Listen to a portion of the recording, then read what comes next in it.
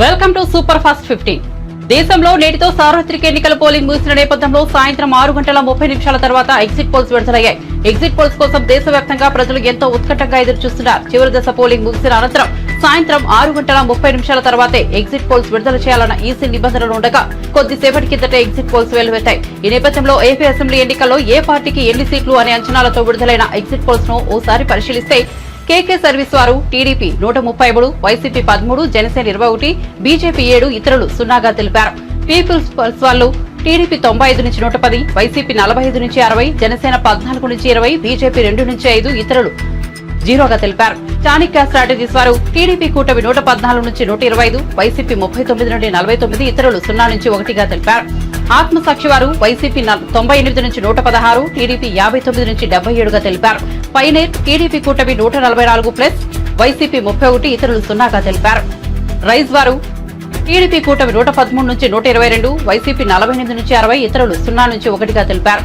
ఆరావారు YCP 98 నుంచి 116, TDP 59 నుంచి 77, ఇతరులు 0గా తెలిపారు. రేస్ వారు వైసీపీ 117 నుంచి 128, టీడీపీ 48 నుంచి 58గా తెలిపారు. జనగలం టీడీపీ కూటమి నుంచి 104 నుంచి 118, వైసీపీ 44 నుంచి 57, ఇతరులు 0గా తెలిపారు. పోల్ స్ట్రాటజీ గ్రూప్ వారు వైసీపీ 115 నుంచి 125, టీడీపీ 50 నుంచి 60గా తెలిపారు.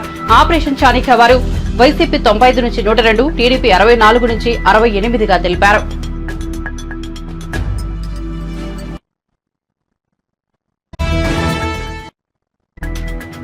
కాంగ్రెస్ 6 నుంచి 8, బీజేపీ 8 నుంచి 10 సీట్లు గెలుచుకోవచ్చునన్న ఇండియా టీవీ సిఎస్ఐఎక్స్ సర్వే కాంగ్రెస్ 8 వరకు, బీజేపీ 9 సీట్ల వరకు గెలుచుకోవచ్చునన్న తెలిపింది. ఆరామ్ అస్సాం సర్వే బీఆర్ఎస్ పార్టీ 0 నుంచి 1 సీటు మాత్రమే గెలుచుకోవచ్చునని అంచనాలు వెలువడ్డాయి. తెలంగాణలో బీజేపీ అత్యధిక స్థానాలు గెలుచుకుంటుందని వివిధ ఎగ్జిట్ పోల్ సర్వే ఫలితాలు వెల్లడిస్తున్నాయి. బీజేపీ 7 నుంచి 12 సీట్ల మధ్య, కాంగ్రెస్ పార్టీ 5 నుంచి 8 సీట్ల మధ్య గెలుచుకోవచ్చునని అంచనా వేస్తున్నాయి. బీఆర్ఎస్ 0 లేదా 1 మాత్రమే గెలుచుకోవచ్చునని ఎగ్జిట్ పోల్స్ ఫలితాలు చెబుతున్నాయి. హైదరాబాద్ స్థానాన్ని మజ్లిస్ పార్టీ గెలుచుకోనుందని అంచనా వేస్తున్నాయి. వివిధ ఎగ్జిట్ పోల్ సర్వే ఫలితాలు ఇలా ఉన్నాయి. ఇండియా టీవీ సిఎన్ఎక్స్ సర్వే వారు కాంగ్రెస్ 6 నుంచి 8, బీఆర్ఎస్ 0 నుంచి 1, బీజేపీ 8 నుంచి 10, మజ్లిస్ 1గా తెలిపారు. జన్ కీ బాత్ సర్వే వారు కాంగ్రెస్ 7 నుంచి 8, బీఆర్ఎస్ 0 నుంచి 1, బీజేపీ 9 నుంచి 11, మజ్లిస్ వారి 1గా తెలిపారు. న్యూస్ మినిట్ సర్వే వారు కాంగ్రెస్ 2, బీఆర్ఎస్ 0 నుంచి 1, బీజేపీ 8 నుంచి 12, మజ్లిస్ వారు 1గా తెలిపారు. ఏబీపీ సర్వే వారు కాంగ్రెస్ 7 నుంచి 9, బీజేపీ 7 నుంచి 9, ఇతరులు 1గా తెలిపారు. ఆరామ్ అస్సాం సర్వే కాంగ్రెస్ 7 నుంచి 8, బీఆర్ఎస్ 0, బీజేపీ 8 నుంచి 9, మజ్లిస్ వారు 1గా తెలిపారు. న్యూస్ 18 సర్వే వారు కాంగ్రెస్ 5 నుంచి 8, బీజేపీ 7 నుంచి 10, ఇతరులు 3 నుంచి 5గా తెలిపారు. TV9 exit poll survey Congress 8, BJP 7, Majlis 1, ఇతరులు 1గా తెలిపారు. సెంట్రల్ ఫర్ పాలిటిక్స్ వారు అండ్ పాలసీ స్టడీస్ సర్వే వారు కాంగ్రెస్ 8 నుంచి 9, బీజేపీ 7 నుంచి 8, మజ్లిస్ 1, బీఆర్ఎస్ 0గా తెలిపారు.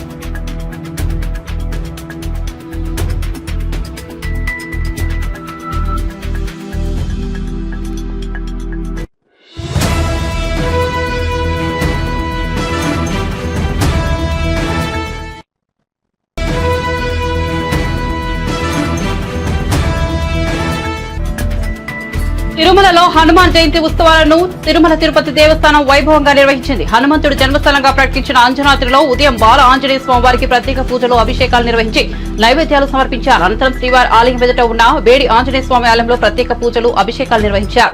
జపాలి తీర్థంలోని హనుమంతుడికి అభిషేకాలు, నివేదికలు నిర్వహించారు. జపాలిలోని హనుమంతుడికి టీటీడీ తరఫున ఈవో ధర్మారెడ్డి పట్టు వస్త్రాలు సమర్పించారు. మొదటి ఘాట్లోని 7వ మైల్ రాయి వద్ద ప్రసన్న ఆంజనేయ స్వామి వారికి పూజలు చేశారు. తిరుమలలో ఈ నెల 5 వరకు హనుమాన్ జయంతి ఉత్సవాలకు టీటీడీ ఘనంగా నిర్వహించనుంది.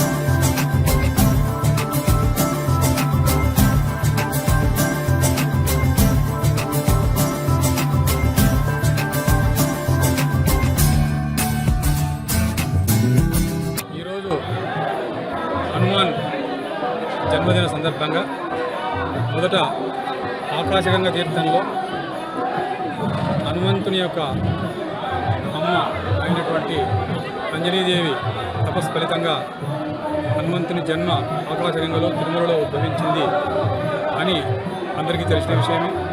అక్కడ బాలాంజనేయ స్వామి వారికి అంజనీదేవికి ఈరోజు పొద్దునే 8 గంటలకు అభిషేకం చేయడం జరిగింది. అభిషేకానంతరం ఇప్పుడు అర్చన కూడా జరుగుతుంది. తర్వాత చాపాలి తీర్థంలో త్రేతాయుగంలో చాపాలి మహర్షి అయోధ్య నుంచి తపస్సు చేసుకోవడానికి తిరుమల కొండకు వచ్చి తపస్సు చేస్తూ ఈ చాపాలి తీర్థంలో హనుమంతుల వారు ప్రత్యక్షమై ఆ హనుమంతుల వారి ప్రత్యక్షమైన సందర్భంగా హనుమంతుల వారి ప్రత్యక్షాన్ని పురస్కరించుకొని జాపాలి మహర్షి ఇక్కడ హనుమంతుని విగ్రహాన్ని ప్రతిష్ఠించారు. త్రేతాయుగం నుంచి జాపాలి క్షేత్రంలో హనుమంతుడు విశేష పూజలు అందుకుంటున్నాడు. తిరుమల క్షేత్రాన్ని ఆయన గురువైనటువంటి వెంకటేశ్వర స్వామిని కొలుస్తూ ఇక్కడ అలరిస్తూ ఉన్నాడు. భక్తులకు ఆరోగ్య ఐశ్వర్యాలను అందిస్తూ ఉన్నాడు. దీని తర్వాత దేడి ఆంజనేయ స్వామి దగ్గర తిరుమల అర్చకులు ఈరోజు అభిషేకం చేస్తారు. 1వ ఘాట్ రోడ్లో అంటే డౌన్ ఘాట్ రోడ్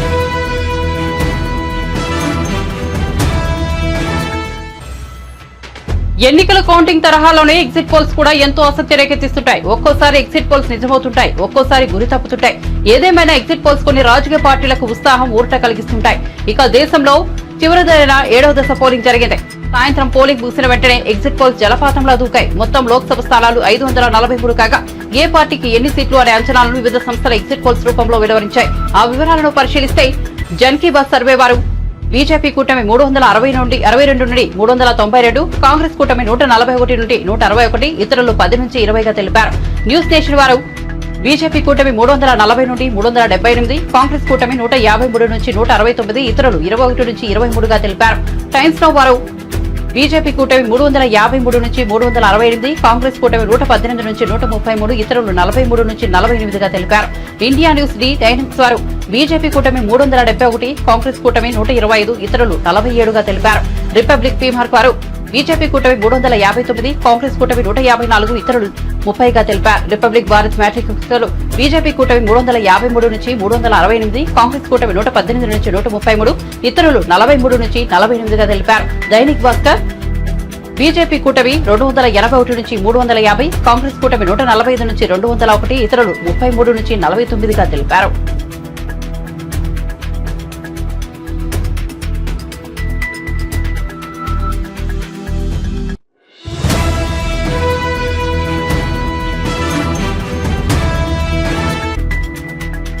ఏపీలో అసెంబ్లీ పార్లమెంట్ కు జరిగిన ఎన్నికల్లో వైఎస్ఆర్ కాంగ్రెస్ పార్టీని గెలుస్తుందని ఆరా సర్వే సంస్థ యజమాని మస్తాన్ వెల్లడించారు. 2024 జూన్ 1వ తేదీన ఆయన ఈ విషయాన్ని వెల్లడించారు.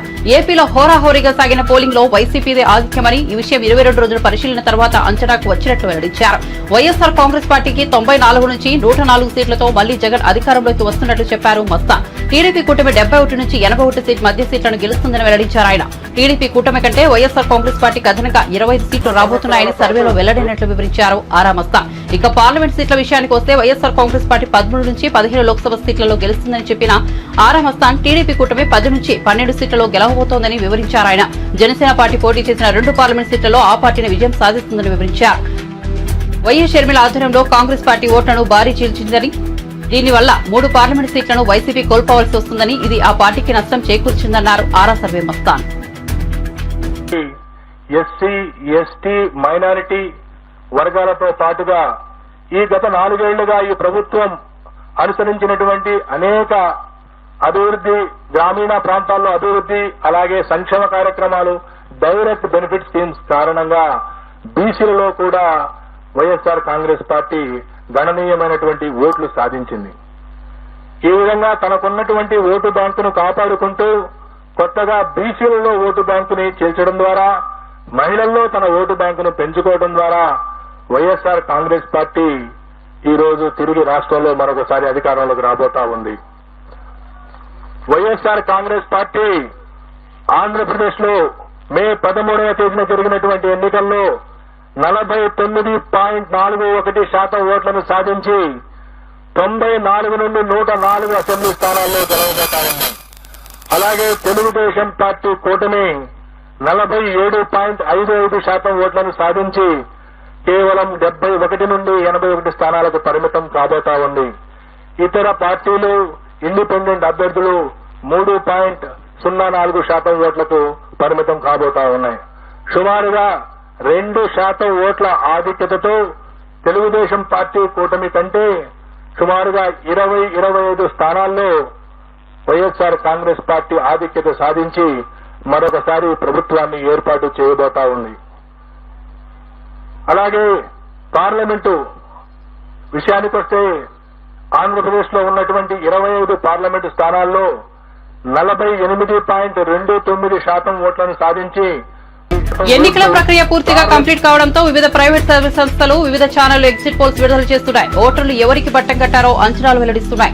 దీంతో జనసేన అధినేత పవన్ కళ్యాణ్ పోటీ చేసిన పిఠాపురం అసెంబ్లీ సీటుపై తీవ్ర ఉత్కంఠ నెలకొంది. ఇక్కడ పవన్ కళ్యాణ్ గెలుస్తాడా, వైసీపీ అభ్యర్థిని వంగగీత విజయం సాధిస్తారా అని ఓవరాల్ ఏపీ పాలిటిక్స్ లో సస్పెన్షన్ గా మారింది.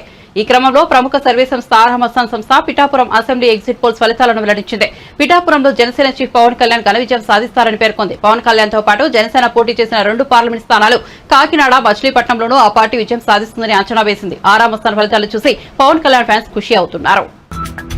తర్వాత జనసేన 21 స్థానాలు పొందినటువంటి జనసేన 21 అసెంబ్లీ స్థానాలు, 2 పార్లమెంట్ స్థానాల్లో వాళ్ళు పోటీ చేయడం జరిగింది. జనసేన 2 పార్లమెంటు స్థానాల్లో గెలవబోతా ఉంది. అలాగే అసెంబ్లీ స్థానాల్లో పిఠాపురం నుండి పోటీ చేసినటువంటి జనసేన పార్టీ వ్యవస్థాపక అధ్యక్షుడు శ్రీ పవన్ కళ్యాణ్ గారు భారీ మెజార్టీతో గెలవబోతా ఉన్నారు. అలాగే ఆ పార్టీలో మరొక ముఖ్య నాయకుడైనటువంటి శ్రీ నాదెండ్ల మనోహర్ గారు గుంటూరు జిల్లా తెనాలి నుండి గెలవబోతా ఉన్నారు. తర్వాత తెలుగుదేశం పార్టీ విషయానికి వస్తే తెలుగుదేశం పార్టీ అధ్యక్షులు రాష్ట్ర మాజీ ముఖ్యమంత్రి నారా చంద్రబాబు నాయుడు గారు కుప్పం నియోజకవర్గం నుండి భారీ మెజార్టీతో గెలవబోతా ఉన్నారు. అలాగే వారి తనయుడు మాజీ మంత్రి శ్రీ నారా లోకేష్ మంగళగిరి నుండి గెలవబోతా ఉన్నారు. అలాగే శ్రీ నందమూరి బాలకృష్ణ గారు హిందూపురం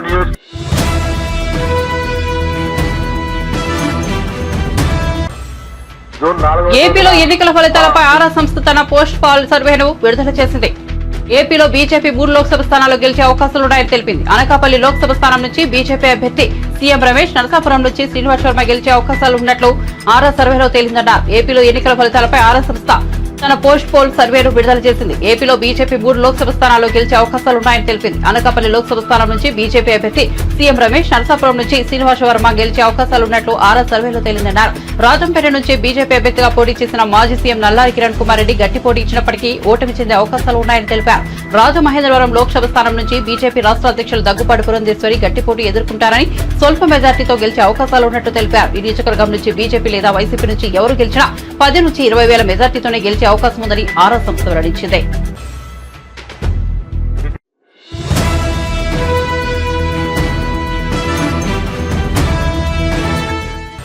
ఆంధ్రప్రదేశ్ లో కూటమి ప్రభుత్వం అధికారంలోకి రావాలని పిఠాపురంలో జనసేన అధినేత పవన్ కళ్యాణ్ అఖండ మెజార్టీతో విజయం సాధించాలని ఆ పార్టీ కార్యకర్త ప్రత్యేక పూజలు చేస్తున్నారు.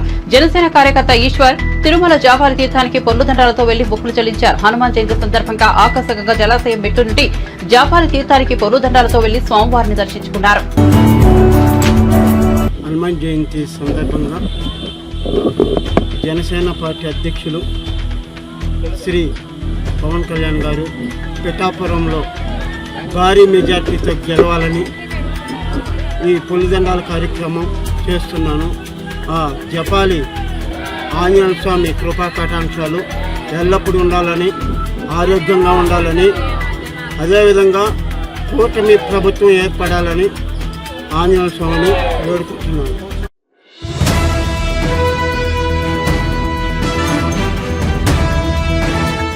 టీడీపీ అధినేత నారా చంద్రబాబు నాయుడు విదేశీ పర్యటనపై మంత్రి జోగి రమేష్ ఆసక్తికర వ్యాఖ్యలు చేశారు. శనివారం తాడేపల్లిలో వైఎస్సార్ కాంగ్రెస్ పార్టీ ప్రధాన కార్యాలయంలో ఆయన మీడియాతో మాట్లాడుతూ చంద్రబాబు విదేశీ పర్యటన $1 మిలియన్ ప్రశ్నగా మారిందన్నారు. చంద్రబాబు ఏ దేశానికి వెళ్లారు, ఎక్కడికి వెళ్లాలో పార్టీ నేతలకు సైతం తెలియదని, విదేశీ పర్యటన ఇంత గోప్యంగా ఉంచాల్సిన అవసరం ఏంటని ప్రశ్నించారు. ఎన్నికల్లో దోచుకున్న డబ్బులు దాచుకోవడానికి వెళ్లారు కనుకే ఇంత సీక్రెట్ గా వచ్చారని ఆరోపించారు. ఆయన విదేశీ పర్యటన. చంద్రబాబు నాయుడు విదేశాలకు వెళ్ళాడు. 10 రోజుల తర్వాత తిరిగి వచ్చాడు. చంద్రబాబు నాయుడు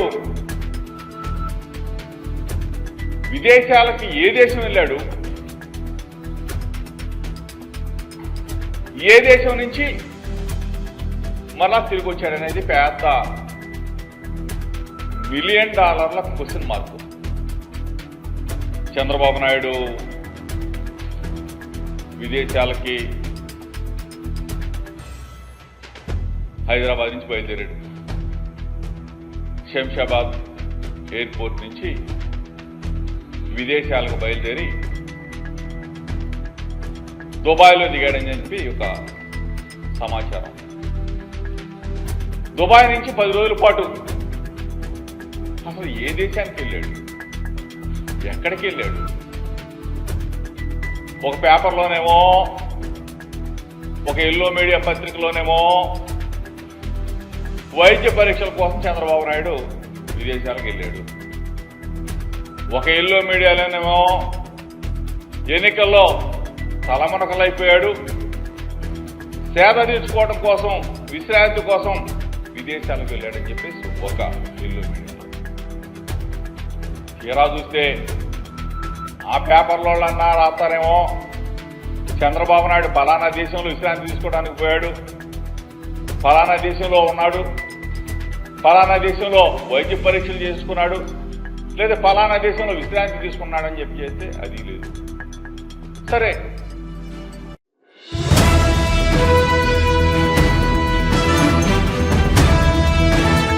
తెలంగాణ రాష్ట్ర ఆవిర్భావ దశాబ్ది ఉత్సవాలకు అనారోగ్య కారణాలతో కాంగ్రెస్ అగ్రనేత సోనియా గాంధీ హాజరు కాలేకపోతున్నారని వి హనుమంతరావు అన్నారు. శనివారం ఆయన మీడియాతో మాట్లాడుతూ 1969 ఉద్యమం కొత్తగూడెం ఖమ్మంలో పవర్ ప్లాంట్ లో ప్రారంభమైందని, ఆ ఉద్యమంలో అనేక మంది పాల్గొన్నారని తెలిపారు. లేక్ వ్యూ గెస్ట్ హౌస్ లో సోనియా గాంధీకి 42 మంది ఎమ్మెల్యేల సంతకాలతో వినతిపత్రం అందజేసి ఆంధ్ర పెద్దతనంతో ఉండలేమని చెప్పామని పీహెచ్ గుర్తు చేశారు. పార్లమెంట్ లో తెలంగాణ బిల్లుకు ఆంధ్ర ఎంపీలు అడ్డుపడుతున్నప్పటికీ గట్టిగా పోరాడామని అన్నారు. అలాంటి పరిస్థితులు రాకపోయినా ఆమె ఆశీర్వాదం తప్పనిసరిగా తెలంగాణ రాష్ట్ర కేబినెట్కు ఉంటుంది, రేవంత్కు ఉంటుంది, జనానికి ఉంటుంది.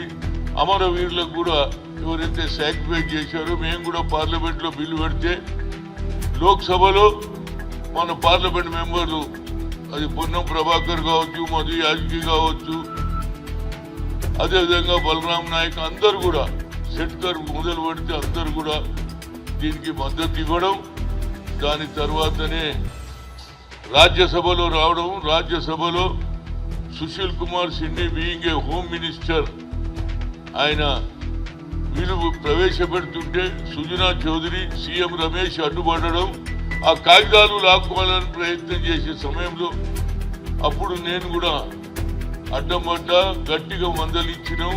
ఆ బిల్లు సోనియా గాంధీ నాకు బయట లాబీలో కేశవరావు, అదేవిధంగా కేసీఆర్ ఇద్దరు కూడా లాబీలో హనుమంతన గట్టిగా కొట్లాడంటే, నువ్వు చెప్పినందుకు కాదురా బాబు, మా నాయకురాలు చెప్పింది, మేము తప్పక పాస్ చేపిస్తామన్నాం, చేయించినాం. దానివల్లనే ఇవాళ తెలంగాణ వచ్చిందని చెప్తూ తప్పనిసరిగా రేపు జరిగే ఈ తెలంగాణ అభివృద్ధిని పెద్ద ఎత్తున చేస్తున్నారు. దీనికి కళాకారులు, అదేవిధంగా ట్యాంక్ రోడ్ మీద చేస్తున్నారు. అందరూ కూడా పెద్ద ఎత్తున ఇది ఒక పండుగ.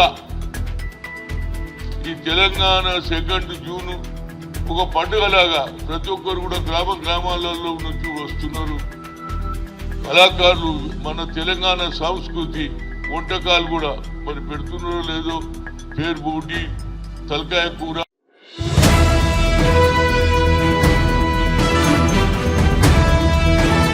విశాఖ భూముల వ్యవహారంలో సీఎస్ జవహర్ రెడ్డి పేరు వినిపిస్తున్న నేపథ్యంలో టీడీపీ పొలిట్ బ్యూరో సభ్యుడు వర్లరామయ్య మీడియా సమావేశం ఏర్పాటు చేసి తీవ్రస్థాయిలో ధ్వజమెత్తారు. అధికారం అడ్డగా పేదల భూములు కొట్టేసేందుకు వైసీపీ పథక రచన చేసిందని, ఇందులో సీఎస్ జవహర్ రెడ్డి కీలక పాత్రధారిని ఆరోపించారు. 800 ఎకరాలను సీఎస్ ఆయన తనయుడు, అతడి బినామీలు కొట్టేశారని జనసేన నేత మూర్తి యాదవ్ ఆరోపణలు చేస్తే తమ తప్పు లేదని నిరూపించుకోకుండా మూర్తి యాదవ్ పై బెదిరింపులకు పాల్పడడం ఏంటని వర్లరామయ్య మండిపడ్డారు. దాదాపు 2000 కోట్ల విలువైన ఈ భూదందాపై గవర్నర్ జోక్యం చేసుకోవాలని, పూర్తిస్థాయి విచారణకు ఆదేశించాలని విజ్ఞప్తి చేశారు. సీఎస్ గా జవహర్ రెడ్డి కొనసాగితే మూర్తి యాదవ్ ప్రాణాలకు ముప్పు ఉందని వల్లరామయ్య ఆందోళన వ్యక్తం చేశారు. రూపాయల ఖరీదయ్యే భూమిని ఆయన కుమారుడు, లేకపోతే ఆయన కుమారుడి పేరు మీద, లేకపోతే ఆయన బినామీలు కొట్టేశారు. నా దగ్గర ఆధారాలు ఉన్నాయని చెప్పి ఒక బాధ్యత కలిగిన రాజకీయ నాయకుడు విశాఖపట్నం నుంచి మాట్లాడుతున్నాడు. నేను ఈ సందర్భంగా కొన్ని ప్రశ్నలు పాలనా యంత్రాంగానికి వేస్తూ ఉన్నా. నేను అదే మూర్తి యాదవ్ అనే ఒక కార్పొరేటర్ కావచ్చు, లేకుంటే జనసేన పార్టీ నుంచి ఒక నాయకుడు కావచ్చు, అతను ఆరోపణలు చేస్తే వేరే అధికారి మీద పాలనా యంత్రాంగం చూస్తూ ఊరుకుంటుందా? యాంటీ కరప్షన్ బ్యూరో చూస్తూ ఊరుకుంటుందా? పై స్థాయి అధికారులు చూస్తూ ఊరుకుంటారా? ఒక తహసీల్దార్ మీద వచ్చిందండి ఇదే allegation. What that district collector will do? Immediately will order for an enquiry. ఏమై తహసీల్దార్, నువ్వు 600 ఎకరాలు 800 ఎకరాలు కొట్టేసావట, 2000 కోట్ల రూపాయల భూమి కొట్టేసావట, వాట్ ఇస్ దిస్ నాన్ సెన్స్? నీ ఎంక్వైరీ వేస్తున్నాను నీ మీద. అక్కడ ఎంక్వైరీ ఆఫీసర్ ముందు అటెండ్ అయ్యి నీ నిర్దోషిత్వాన్ని నిరూపించుకో.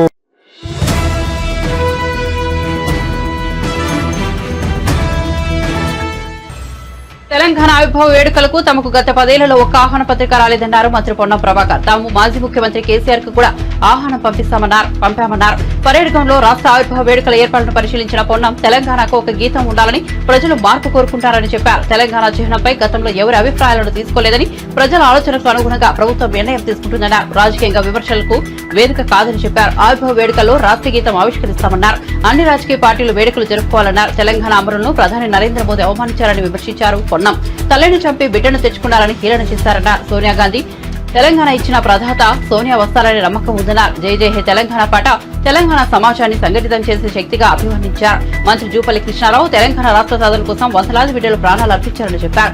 గొప్ప తెలంగాణ ఏర్పడాలని అమరవీరులు కోరుకున్నారు. అమరవీరుల ఆంక్షలకు భిన్నంగా పాలన కొనసాగుతుందన్నారు. బీజేపీ బీఆర్ఎస్ ఇష్టానుసారంగా మాట్లాడుతున్నారని విమర్శించారు. గలమెత్తి తెలంగాణ యొక్క వాదాన్ని పార్టీ, అన్ని రాజకీయ పార్టీలు నిర్ణయం తీసుకునే విధంగా జరిగితే దురదృష్టం.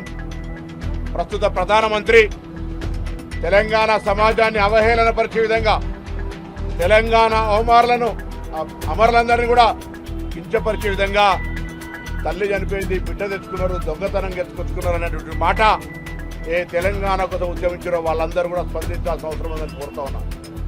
మేము ఎప్పుడు కూడా రాజకీయ పార్టీగా ఎవరిని అవంటలేం. తెలంగాణ ఏర్పాటులో సుష్మా స్వరాజ్ గారి పాత్ర ఎప్పుడు మర్చిపోం. కానీ ఈనాటి ప్రధాని స్వయంగా పార్లమెంటు వేదికగా తెలంగాణను అవమానపరిస్తే తెలంగాణ ఉద్యమకారులుగా బాధపడుతూ ఉన్నాం. తెలంగాణ ప్రజలందరూ కూడా ఈ అంశాన్ని సీరియస్గా తీసుకోవాల్సిన అవసరం ఉంది అనే మాట ఈ సందర్భంగా ఆవిర్భావ దినోత్సవం సందర్భంగా జ్ఞాపకం చేస్తాను. మరి ఏది ఏమైనా రాబోయే కాలంలో తెలంగాణ మరింత అన్ని రకాలుగా ప్రజాస్వామికంగా, అసలు తెలంగాణ పోరాటము, నినాదము, ఉద్యమమే ఆత్మగౌరవానికి సంబంధించి. అంటే ఆత్మగౌరవం లేకుండా ఉండే పరిస్థితుల నుంచి ఆత్మగౌరవంగా, సెల్ఫ్ రెస్పెక్ట్గా ఉండేటువంటి విధంగా మనందరం.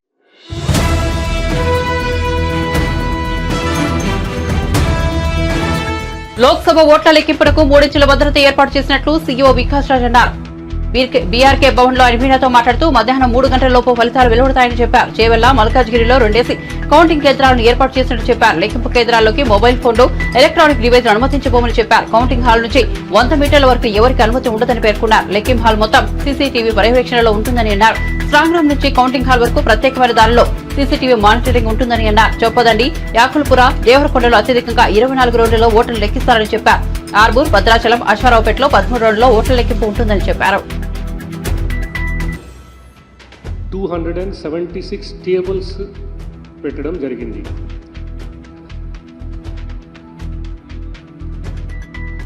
దానికి హాల్స్ నేను ఆల్రెడీ చెప్పాను ఇంతకుముందు. ప్రతి పార్లమెంట్ కాన్స్టిట్యుయెన్సీకి అట్లీస్ట్ 1, ఒక 2 ప్లేస్లో 2 కౌంటింగ్ హాల్స్ పోస్టల్ బ్యాలెట్ కోసం ఉంటాయి. ఈ హాల్స్ లోపల టోటల్ అంతా కలిపి 276 టేబుల్స్ ఉంటాయి. ఒక్కొక్క టేబుల్ మీద ఒక్కొక్క ఏఆర్ఓ ఉంటారు. Every table postal ballot count చేసే ప్రతి టేబుల్ మీద ఒక senior officer designated by election commission ARO గారు ఉంటారు. ఆయన కింద ఒక సూపర్వైజర్ ఉంటారు, కౌంటింగ్ సూపర్వైజర్, ఇద్దరు కౌంటింగ్ అసిస్టెంట్స్ ఉంటారు, తర్వాత ఒక మైక్రో అబ్జర్వర్ ఉంటారు. Every table will have a micro observer. So ఇది అంతా చేసేది ఆల్మోస్ట్ 1600-1700 వరకు staff will be involved in the counting of postal ballots. తర్వాత ఈటీపీబీఎస్కి కొంత ప్రిస్క్రైబ్డ్ ప్రొసీజర్ ఉంది ఈసీఐ వారిది. అంటే ఈటీపీబీఎస్ అంటే అది ఎన్వలప్స్ వస్తాయి. ఎన్వలప్స్లో స్కానింగ్ అవి అంతా.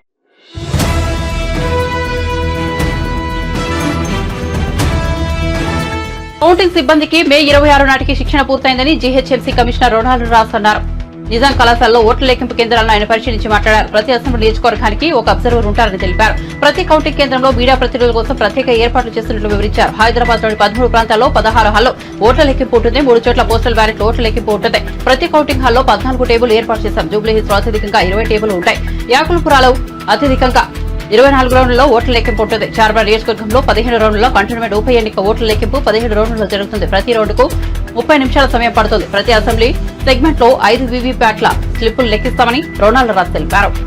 ప్రతి టేబుల్లో కూడా మీరు చూసుకుంటే కౌంటింగ్ సూపర్వైజర్ అని ఒకరు ఉంటారు, గెజెటెడ్ ఆఫీసర్, కౌంటింగ్ అసిస్టెంట్ అని ఒకరు ఉంటారు, గెజెటెడ్ ఆఫీసర్, మరియు మనకు మైక్రో అబ్జర్వర్ అని ఒక కేంద్ర డిపార్ట్మెంట్ నుంచి కూడా ఒకరిని అక్కడ పెట్టడం జరుగుతుంది. ఇది కాకుండా మనకు అబ్జర్వర్ టేబుల్ మీద కూడా ఒక 2 micro observers government of India employees కూర్చుంటారు. ప్రతి రౌండ్ పూర్తి కాగానే దాంట్ నుంచి ఒక 2 మెషిన్స్ని ర్యాండమ్గా అబ్జర్వర్ గారు సెలెక్ట్ చేస్తూ మళ్ళీ దాన్ని రీకౌంట్ కూడా చేయిస్తారు. సో జస్ట్ ఎన్షోర్ మన కౌంటింగ్ ప్రక్రియ కరెక్ట్గా జరిగిందా లేదా అనే ఉద్దేశంతో ఇవి జరుగుతాయి. మన కౌంటింగ్కు మన కంట్రోల్ యూనిట్ అని ఏం బాక్స్ చెప్తున్నామో ఆ బాక్స్ మాత్రమే లోపలికి వస్తాయి. ఆ బాక్స్లోనే కౌంటింగ్ రిజల్ట్ బటన్ కూడా ఉంటుంది. సో ప్రతి టేబుల్ కూడా మనం పొలిటికల్ పార్టీస్ తరఫు క్యాండిడేట్స్ తరఫు నుంచి కౌంటింగ్ ఏజెంట్స్ని అనుమతిస్తాము. ఆ కౌంటింగ్ ఏజెంటు ప్రతి మెషిన్లో ఏమేమి ఓటు పోల్ అయినది కూడా వాళ్ళు చూసుకోవచ్చు. వాళ్ళు మళ్ళీ దాన్ని నోట్ కూడా చేసుకోవచ్చు. అలాగే ఇక్కడ పోస్టల్ బ్యాలెట్ కూడా సెపరేట్గా వాళ్ళు కౌంటింగ్ ఏజెంట్ పెట్టుకుని చేసుకోవడానికి కూడా మేము వెసులుబాటు కల్పించాము. అలాగే ఈ హాల్లో మన క్యాండిడేట్ కానీ వాళ్ళ ఎలక్షన్ ఏజెంట్ కానీ మళ్ళీ ఏఆర్ఓ టేబుల్ మీద ఏమైనా కౌంటింగ్ ప్రక్రియ జరిగితే దాని మీద చూడడానికి కూడా మన ఎలక్షన్ మన పొలిటికల్ పార్టీ వాళ్ళకు క్యాండిడేట్స్ కూడా అనుమతి ఇవ్వడం జరుగుతుంది. సో అన్ని రంగాల్లో కూడా we are prepared for the purpose of counting. 4వ తారీఖు ఈ కౌంటింగ్ ప్రక్రియ అనేది చాలా సాఫీగా పీస్ఫుల్గా చేయడానికి.